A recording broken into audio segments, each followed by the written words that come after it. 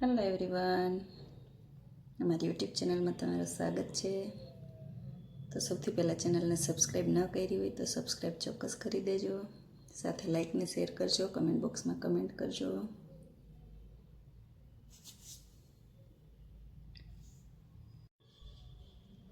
સુધારેલી ડુંગળી લઈ લીધી છે આપણે, ખમણેલું ગાજર, નાનું સુધારેલ ટમેટું, કોબી લઈ લીધું છે ખમણેલું, કેપ્સિકમ. જો આમાંથી તમારી પાસે કાંઈ પણ શાક ન હોય તો તમે સ્કીપ કરી શકો. લીલા ધાણા છે સુધારેલા, અને આપણું ઢોસા બેટર છે. આપણે કાલે સાંજે ઇડલી બનાવી હતી ને, આમ તો જે ઘરે પીસેલું છે ઇડલી ઢોસાનું એ જ છે. તો હવે એનાથી આપણે ઢોસા બનાવશું. એકદમ આ રીતે પરફેક્ટ રીતે ઢોસો મૂકી લેવાનો છે આપણે. આ રીતે આપણે ઢોસો મૂકી લઈશું. અહીંયા થોડુંક વચ્ચે જગ્યા રહી ગઈ છે તો આપણે ઉપરથી ખીરું એડ કરી દઈશું. આ રીતે થોડું થોડું તેલ એડ કરશું. બહુ તેલ નથી એડ કરવાનું. સુધારેલ કેપ્સિકમ, ડુંગળી,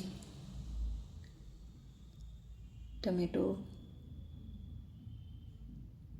કોબી. આપણે ક્યાંય બટેકાનો ઉપયોગ નથી કર્યો. ખમણેલું ગાજર અને લીલા ધાણા એડ કરી દઈશું. અને સેજવાન સોસ છે, આની જગ્યાએ તમે સેજવાન ચટણી પણ લઈ શકો. અને હવે આપણે ઉપરથી ચીઝ એડ કરશું.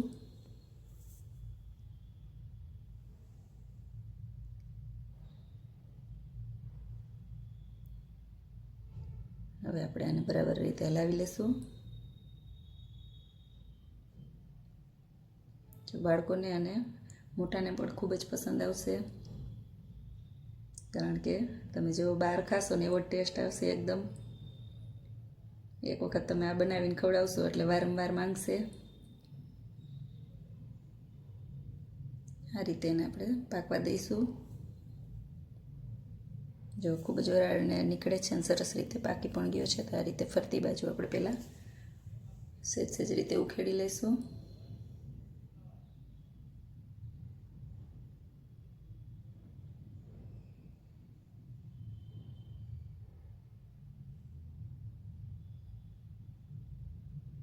હજી સુધી ચેનલને સબસ્ક્રાઈબ ન કરી હોય તો સબસ્ક્રાઈબ કરી દેજો. કમેન્ટ બોક્સમાં કમેન્ટ કરજો મારી રેસીપી કેવી લાગે છે. સાથે લાઈકને શેર કરી દેજો. તો આપણો ઢોસો તૈયાર છે. એ જ રીતે આપણે બીજા ઢોસા પણ તૈયાર કરી લઈશું. જો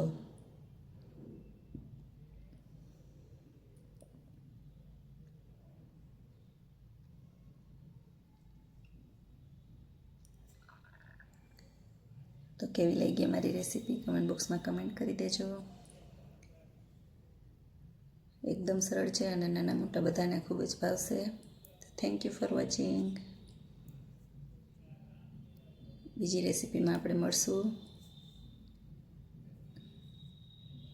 બાય બાય.